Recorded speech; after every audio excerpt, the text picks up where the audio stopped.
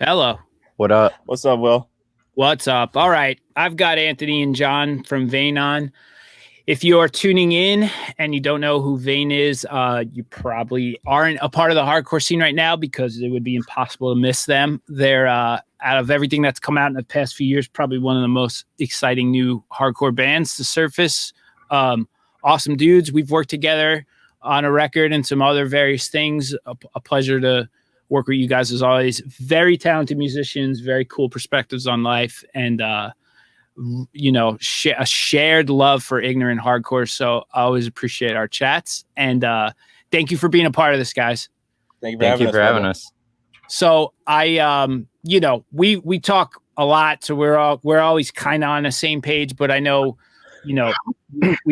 you guys have been sort of involved in what's going on up in Boston and in Massachusetts lately, and Vane is up to a lot of stuff with charitable work now too. So do you want to just catch people up to kind of what you guys have been doing up there since, COVID and since these protests broke out, and also, what the band has been doing to kind of support the Black Lives Matter movement?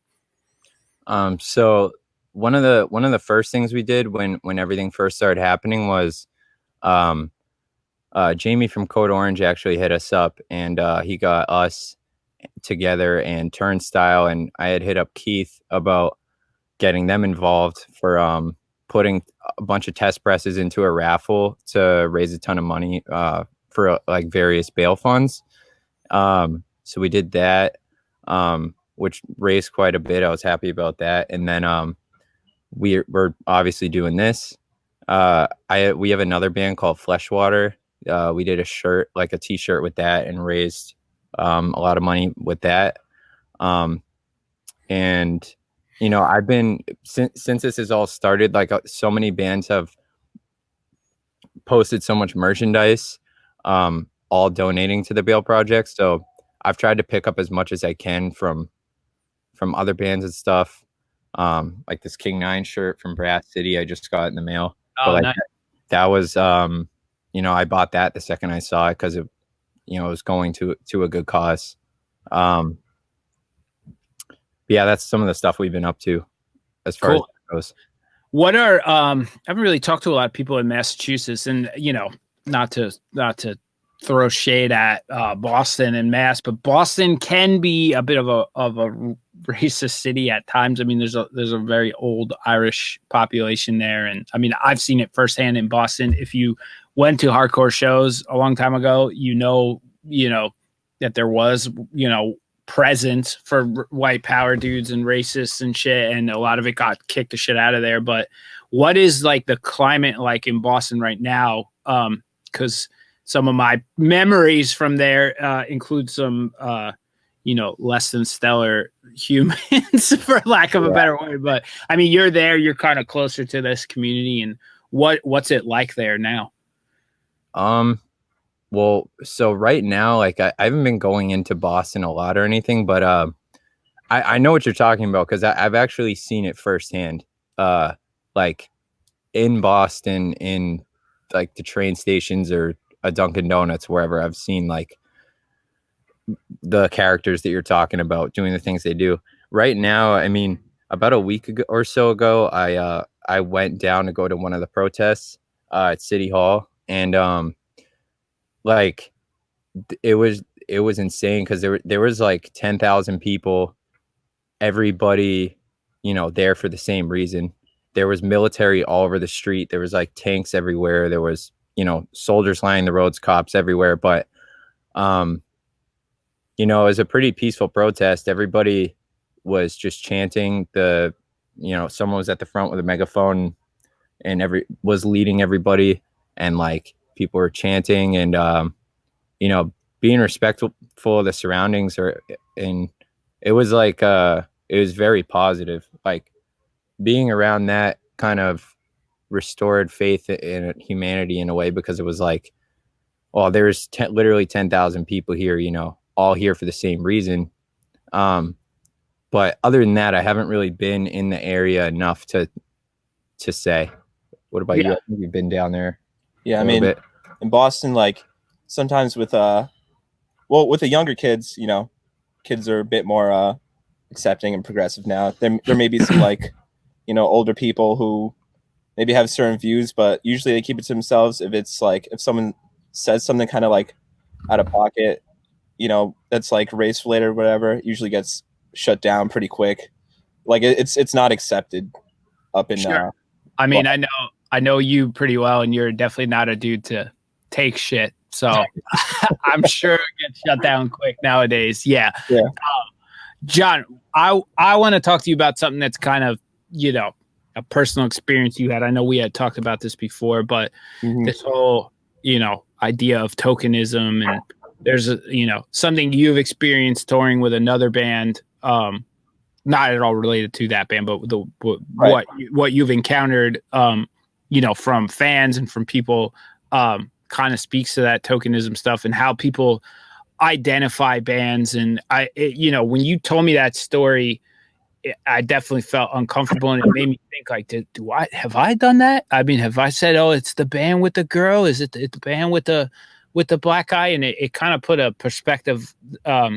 It kind of put some things in perspective to me. It's like, you know, I don't see, me personally, like bands of dudes are just dudes in bands, and I don't really register that, but other people seem to do it. And I think it could be damaging. And in a way, it's a subtle bias or layer of, racism that we're now just like confronting. So would you mind sharing that story and that experience?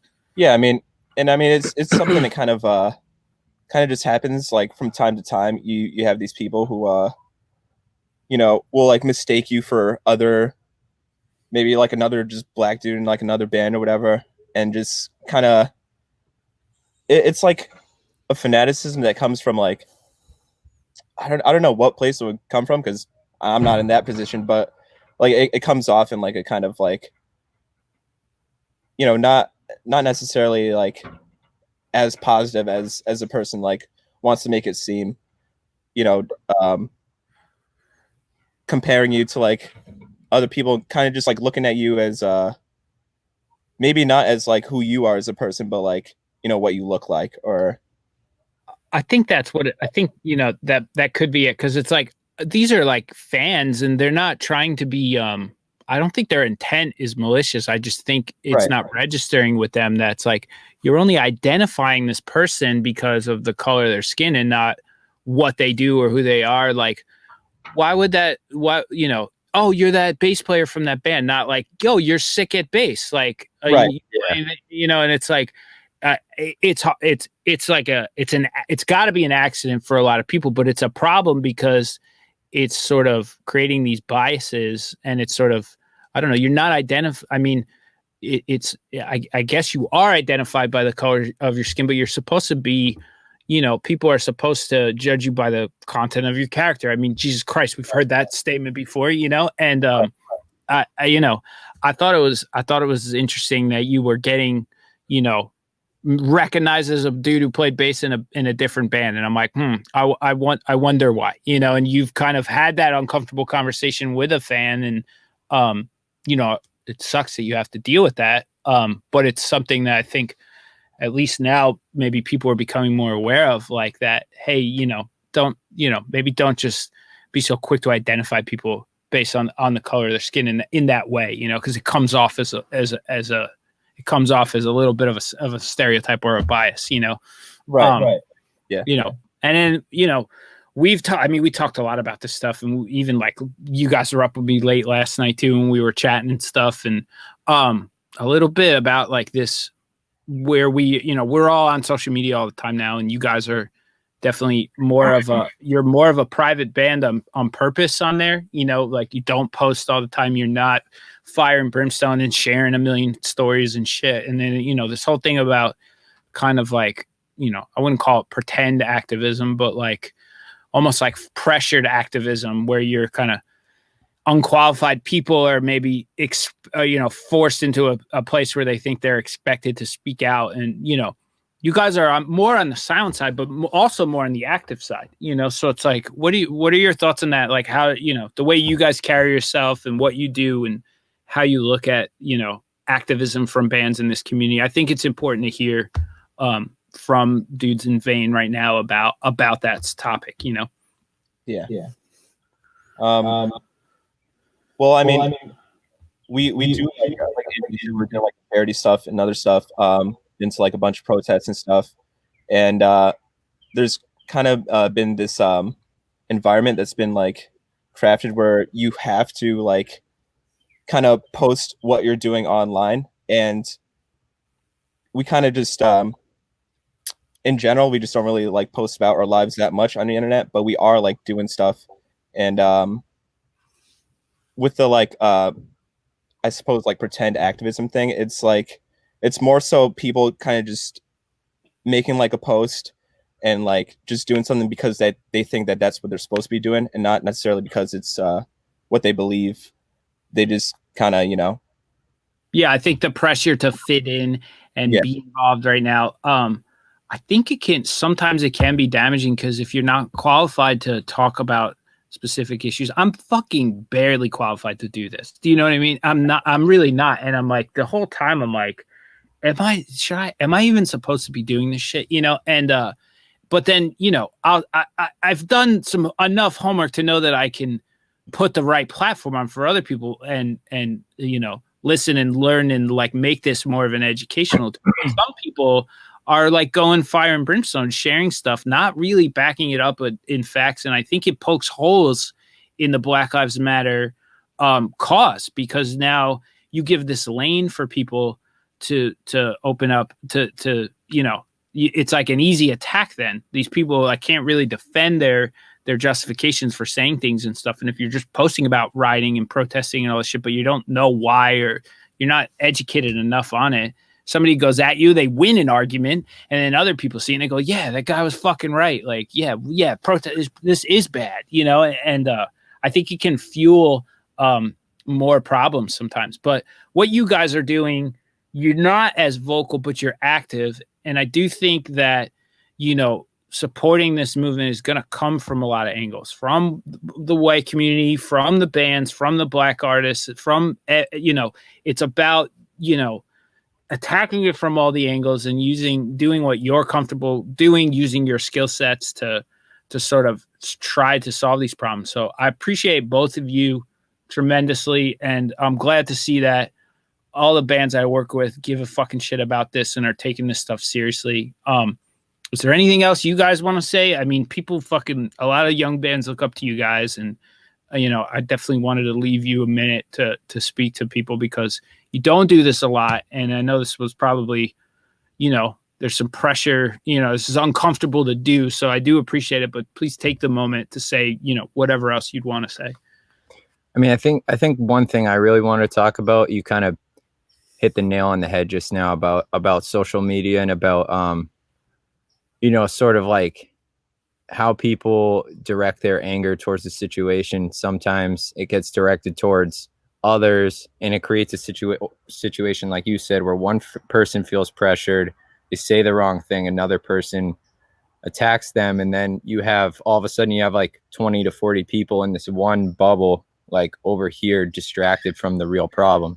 And I think that, like, if I was mad at you about something because you did something wrong, like anything, just as an example, you know, and I come at you and with like a ton of anger, you might A, not understand what you did wrong, and B, you're gonna find ways to defend yourself because I'm coming at you with like extreme hostility.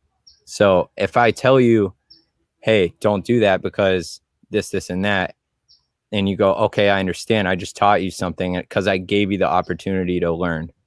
But if I give you that opportunity to learn and then you just go and you do it again anyways, then, you know, you're just a fucking asshole. You know what I mean? So it's like, that's kind of the way I look at all this. And like, I feel like I'm still learning. Like, I feel like we're all still learning a lot of things. And even watching this stream today, I've learned a lot just by listening to other people's perspectives. I feel like, you know, people need to be more willing to learn and do the research on their own, but also other people need to be willing to allow others to learn and Sure. Be more understanding of where other people are coming from. because this is that's basically it. Yeah, I mean, it's well said. Being willing to allow others to learn is a good thing too, because it won't polarize people as much, and it's like sort of, you can give someone the benefit of the doubt and give them a chance to get on the right side of history here before you smash them with a fucking brick. It's like you can try, and then if there's no getting through, there's two ways to handle this. But yeah, dudes, John, and thank you again. I appreciate you coming on this. I know you don't do a lot of shit like this, so it was really cool that you showed up, and a lot of kids care about, you're the next generation of hardcore, so it's good to hear from voices like you right now. So thank you, boys. I'm gonna just real quick pull up some giveaways. An Arizona test press. Yeah, that's sick. It's a good record. So many album of the year lists. It's this band exploded off this thing. God, that's rare. How many are out there publicly? I don't know. I think how many do bands usually do? Probably what, like 15 to 20 or something? Yeah, but how many are public? Maybe public one. We did one on eBay for an auction a long time ago, and then we put one into the Code Orange Turnstile ETID one, and then there's this one. So this is the third publicly available one. Third one, and maybe it forever, because there's a few sacred ones that aren't probably going to leave. So there's one of 3 of the Arizona test presses that are going to exist in the world, and then you also came through with a cool little rare goodie, the band stage shirts. This was fucking rad. So you guys just made these for your live shows, and this was basically the uniform, huh? Yeah, kind of. I mean, when Arizona came out, I just wanted to make a shirt that I thought looked cool, that I could wear, that I don't know, was mine, and just that I thought was a cool design. And we have a decent amount of them, but we've never made them public for sale. I think some friends and family have them, or if they've been left at venues or something, maybe someone's found them, but no, they've never been for sale. So this is there it is. It's the only way to get it. Enter right now. Soundrink.live. A $10 charitable donation gets you entered into our giveaway raffle. You can win all this cool shit from Vane and about 100 other fucking bands. And John, thank you so much for coming on. I appreciate you both. Brother. We'll talk soon, man. All right, yo. Peace out. Peace. All right, Vane. Soundrink.live. I don't need to keep saying it. You know what? I'm going to say it one more time. Soundrink.live, $10 charitable donation. Enter now. Win all the shit. Leave a note. Tell me what you want. We'll randomize it. I'll give it to you.